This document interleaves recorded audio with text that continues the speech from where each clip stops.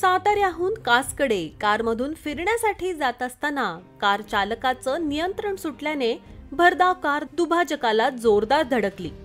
यात 2 तरुण जागीच ठार झाले तर 3 जण गंभीर जखमी झाले। हा अपघात सोमवारी सकाळच्या सुमारास घडला।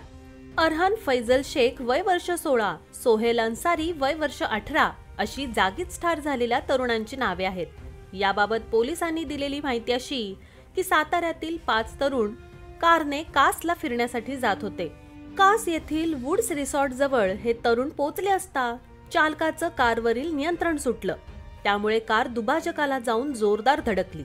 हा अपघात इतका भीषण होता की गाडीतील एक तरुण उडून रस्त्यावर फेकला गेल्याने त्याचा जागीच मृत्यू झाला, तर कारमधील 4 गंभीर जखमी झाले। यातील एकाचा मृत्यू झालाय।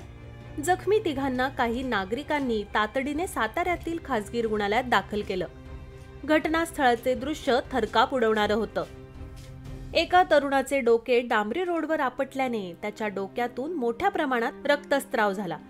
यामुळे सर्वत्र रक्ताचा सडा पसरला होता। हा अपघात अतिवेगामुळे झाला असल्याचं समोर येतंय। सातारा तालुका पोलीस ठाण्यात या अपघाताची अद्याप नोंद झाली नव्हती।